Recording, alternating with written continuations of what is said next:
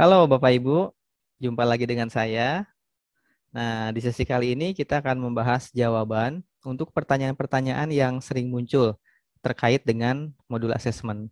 Pertanyaan pertama yang sering muncul adalah seperti apa contoh pelaksanaan asesmen formatif dan sumatif dalam kegiatan pembelajaran. Jadi Bapak Ibu, asesmen formatif itu dilakukan di setiap pertemuan untuk memastikan apakah semua murid sudah memahami apa yang sedang dibahas atau apakah semua murid sudah bisa mencapai tujuan pembelajaran seiring proses pembelajarannya berlangsung. Namun demikian, asesmen formatif tidak selalu berupa pengambilan nilai ya, tetapi berupa pengumpulan informasi dalam berbagai bentuk untuk mengidentifikasi perkembangan murid dan kemudian memberi tindak lanjut kepada mereka. Jadi kita beri dampingan khusus bagi murid yang belum mencapai tujuan pembelajaran dan memberi penguatan bagi mereka yang sudah bisa mencapainya. Teknik asesmennya bisa bervariasi, ya, baik lisan, tertulis, maupun kinerja. Sementara tindak lanjutnya sesederhana memberikan penjelasan ulang ketika membahas sesuatu di kelas misalnya ya, memberikan contoh-contoh, mendampingi langkah demi langkah, mengajak refleksi, dan sebagainya. Nah, sekarang kita coba lihat contoh pengembangan asesmen formatif ya, yang tergambar dalam sebuah modul ajar. Ya, ini modul ajar dari kelas 2 SD, pelajaran bahasa Inggris. Kita coba simak. Tujuan pembelajarannya adalah menggunakan bahasa verbal sederhana dalam berinteraksi pada situasi sehari-hari secara sosial dalam lingkup keluarga dan kelas. Nah, guru pembuat modul ini mengembangkan tujuan itu ke dalam 3 pertemuan. Pertemuan pertama diskusi pembahasan, pertemuan kedua ini kegiatannya dikemas dalam bentuk pencari harta karun, games ya. Nah, pertemuan ketiga bermain peran. Nah, sepanjang kegiatan ini, guru mencatat apa saja yang bisa dilakukan untuk melakukan asesmen formatif. Ya, contohnya adalah ini. Formatif asesmen yang bisa dilakukan selama kegiatan berlangsung. Nah, coba kita perbesar. Di pertemuan pertama ini ya, guru memperhatikan apakah siswa aktif berpartisipasi, menjawab pertanyaan dengan menyebutkan atau melakukan gerakan nonverbal gitu ya, geleng-geleng, angguk-angguk, atau menjawab yes or no, yang menggambarkan sejauh mana murid memahami apa yang sedang dibahas gitu. Nah, sesederhana itu saja itu sudah asesmen formatif. Yang tadi saya sampaikan tidak harus untuk mengambil nilai, tapi hanya mengumpulkan informasi sejauh mana murid bisa mengikuti kegiatan pembelajaran. Nah, kita lihat lagi.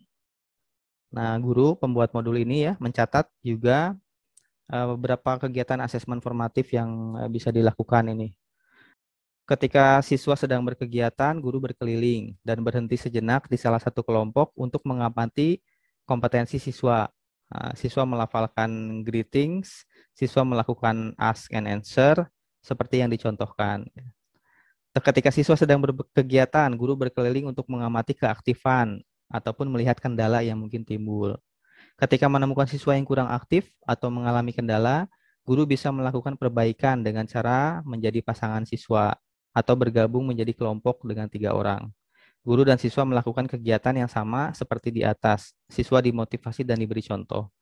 Ya, ini kegiatan-kegiatan yang terkait dengan asesmen formatif ya. Asesmen yang berlangsung seiring proses pembelajaran untuk meningkatkan kemampuan siswa atau memastikan kompetensinya dapat tercapai. Nah, kita lihat lagi contoh-contohnya.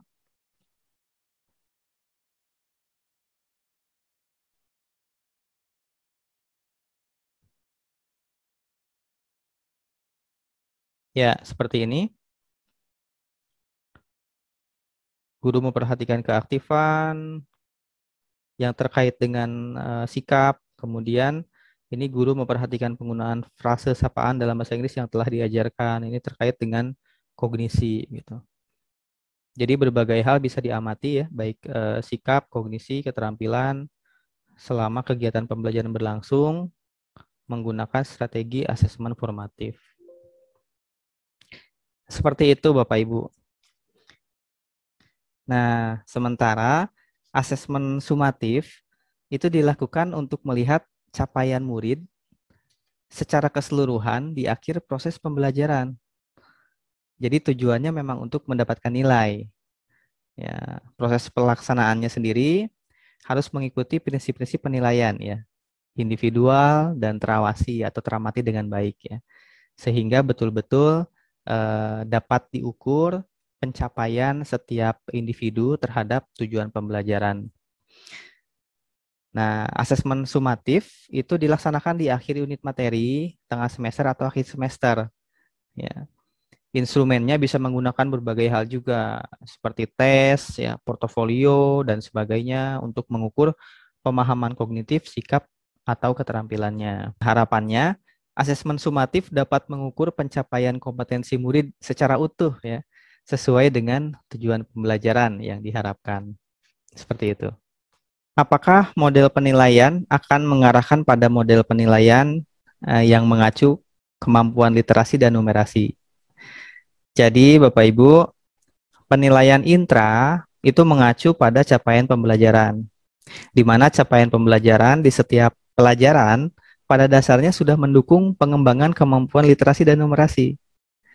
Ya, jadi untuk memastikan dan mengoptimalkannya, pada saat mengembangkan tujuan pembelajaran, sedapat mungkin guru harus memastikan ya penyusunan tujuan pembelajaran yang berasal dari CP itu dapat mengakomodir keterampilan literasi dan numerasi. Ya. Sementara sebetulnya kemampuan literasi dan numerasi itu dapat dioptimalkan dalam proses pembelajaran di kelas ya. Jadi dalam pengembangan strategi pengajaran, kita bisa mengintegrasikan pengembangan kemampuan literasi dan numerasi sesuai dengan level kompetensi yang sudah disusun oleh pemerintah. Ya, kita bisa melihatnya di web AKM ya. Ada learning progression di sana. Misalkan untuk literasi itu levelnya dari menemukan informasi, memahami hingga mengevaluasi seperti itu.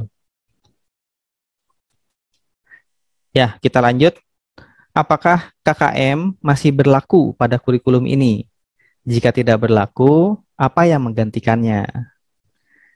Jadi, Bapak Ibu, KKM tidak ada. Yang ada adalah kriteria ketercapaian tujuan pembelajaran. Fungsinya untuk melihat perkembangan capaian murid. Bisa berdasarkan hasil penilaian formatif atau sumatif, baik dalam bentuk deskripsi maupun angka. Jadi ada keleluasaan untuk menentukan itu. Nah, meski tidak ada lagi standarisasi minimum, harapannya murid tetap perlu didorong untuk bisa mencapai standar sesuai dengan standar sekolah ya, yang tersirat dalam tujuan pembelajaran. Seperti itu. Baik, selanjutnya bagaimanakah penulisan laporan hasil belajar pada kurikulum ini? Nah, ini menarik. Jadi laporan hasil belajar akan merujuk pada laporan tentang capaian kompetensi siswa. Format raportnya masih dalam proses pengembangan. Namun, bayangannya, rapor akan berbentuk laporan kemajuan belajar yang menjadi wewenang sekolah untuk menetapkannya. Bisa dalam bentuk angka, grade, dan atau deskripsi berdasarkan penilaian yang dilakukan, terutama dari asesmen sumatif. Jadi ada keleluasaan juga untuk mengembangkan format laporan kemajuan belajar tersebut. Ya, terakhir, bagaimana proses asesmen untuk proyek penguatan profil pelajar Pancasila? Nah, jadi Bapak Ibu, program intrakurikuler dan proyek itu memiliki prinsip asesmen yang sama pada dasarnya ya. Keduanya juga mengacu pada pencapaian profil pelajar Pancasila. sebagai tujuan utama pembelajaran. Namun di intra, pencapaian profil pelajar Pancasilanya dilakukan melalui capaian pembelajaran di setiap pelajaran.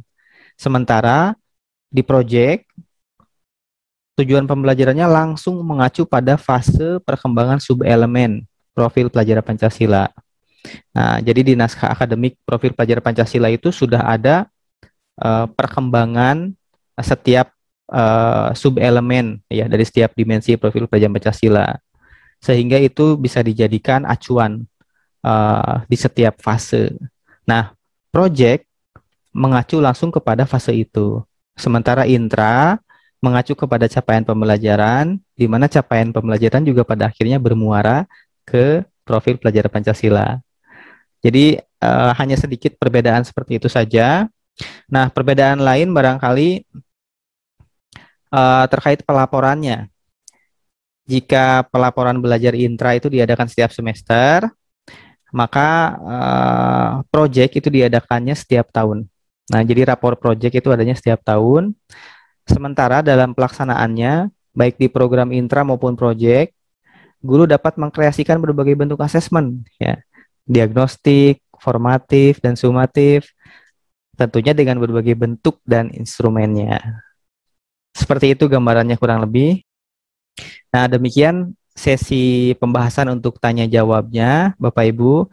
Tentu barangkali masih banyak pertanyaan yang belum terjawab, namun itu bisa Bapak Ibu eksplorasi secara mandiri seiring proses pembelajarannya berlangsung.